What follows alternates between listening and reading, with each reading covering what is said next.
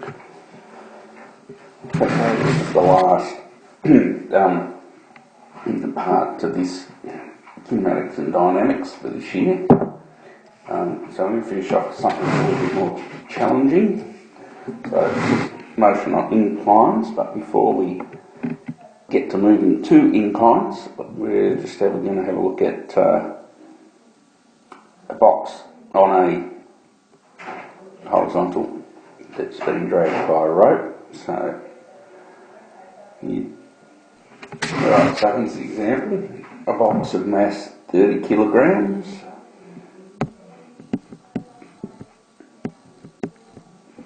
It's dragged on a smooth floor with a force of 16 Newton by a rope. The rope is not horizontal, the rope is inclined, so 16 Newtons. The rope is inclined at an angle of 30 degrees.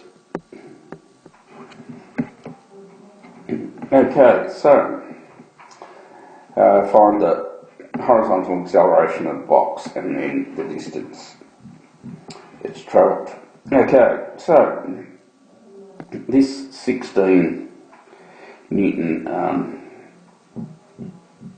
force here is actually trying to do two different things.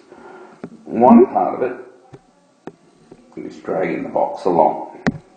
The other part of it is trying to lift the box up off the ground. Of course, there's weight force that's pulling down, so it probably is not successful in lifting it off the ground.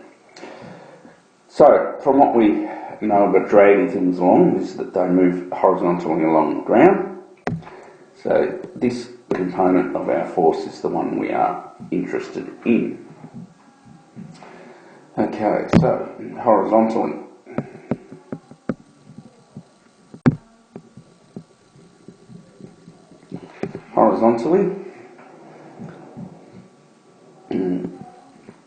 Result force, mass times acceleration. Now we're not told that there's any friction or anything, so this green component of the force being applied through the rope is the only bit we're interested in. And trigonometry 16 cos 30 equals to the mass of the box 30 times the acceleration. Okay, so the acceleration would be 16 cos 30 over 30, and that's when we then get our calculators out, and to two decimal places we get 0.46 metres per second squared. Okay, so there's part A. Part B, distance travelled with the box is dragged for 10 seconds. So the information we have, well, we've just figured out the acceleration, 0.46. The time we're told that it's dragged for is 10 seconds. Its initial speed would be 0, and we want to know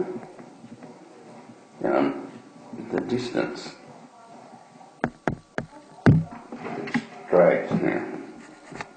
That's x or s, depending on whether you're doing physics or specialist maths.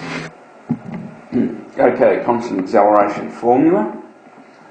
The one we want, s equals ut plus a half at squared. That's the one without v in it. So 0 times 10, half times 0.46 times 10 squared, and we get our calculator out again.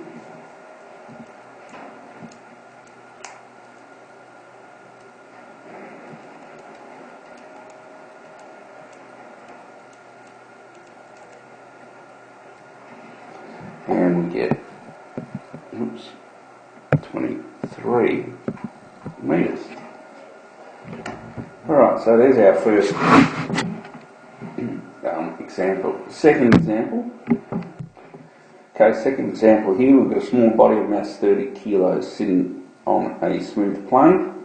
inclined at 25 degrees to the horizontal. Show the forces acting on the body and so find the body's acceleration down the plane. Okay, so the main force, the number one force that's acting on this is this one here, our weight force, which is mg, which is 30 times 9.8, which is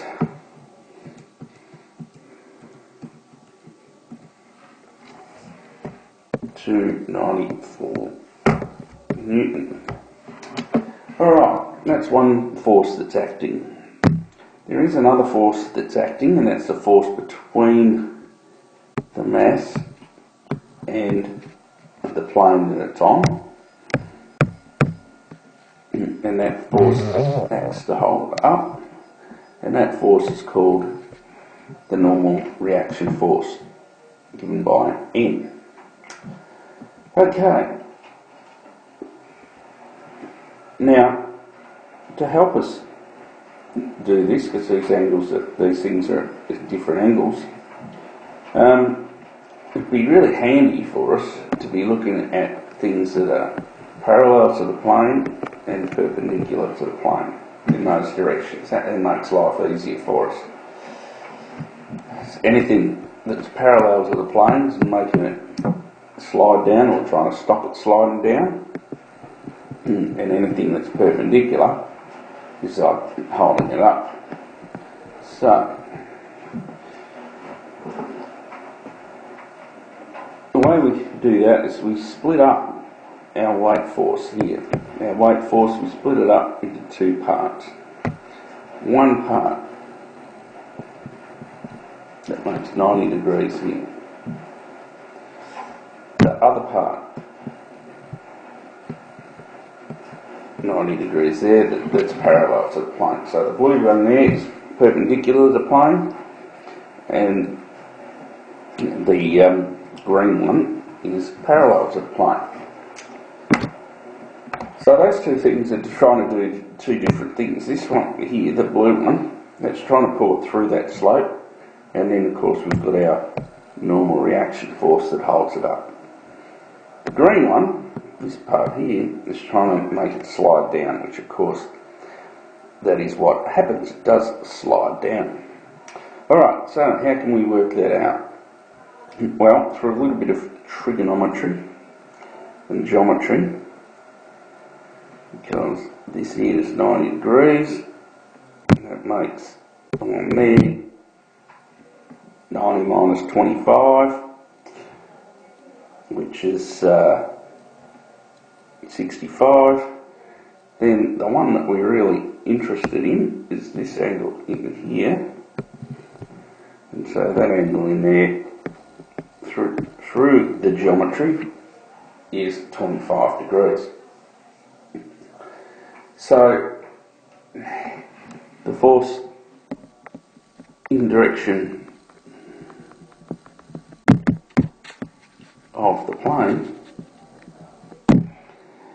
the force that we're interested in is the weight force times sine 25, because this green line here is opposite to the 25 degree angle. So it's 294 sine 25 degrees,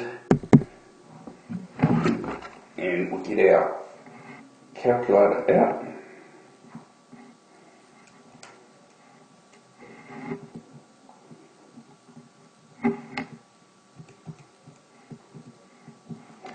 And you get 124.25 Newton. Alright, so we were asked in the question, show the forces operating, so that's already done. And the acceleration, so we've got part of the acceleration, so we know the resultant force is mass times acceleration. We're not told here there's any other forces like friction or anything, so our resultant force is simply 124.25. mass is 30, acceleration is what we're after. So grab the calculator again,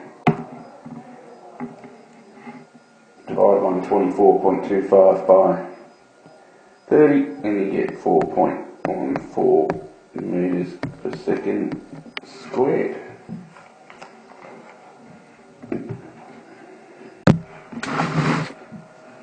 Alright, so that's two kind of easier type questions that you might get asked on this. There are others that are connected by strings.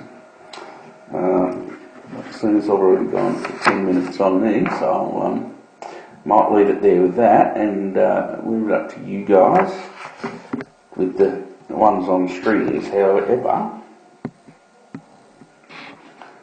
the ones on strings, just give you a little bit of information. The tension in the string is the same either way, and it has to be the same all the way along the string, otherwise something weird happens with the string. There's weight forces acting down, and so in this situation it's this mass here and this weight force that makes the whole thing move. Right? So this weight force here has nothing to do with the movement of the system. It acts on this second mass here. Mass 1, mass 2 acts on the second mass, but the first mass is the one, this one here, is the one that, with this weight force, is making the whole system move. Alright, so I might just leave it at that, with that.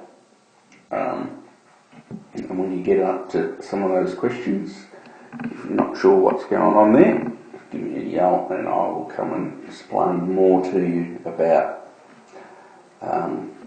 those. But really just got to think about what it is making it move, and work from there. So that's the last problem set, number 6 there. So good luck with that.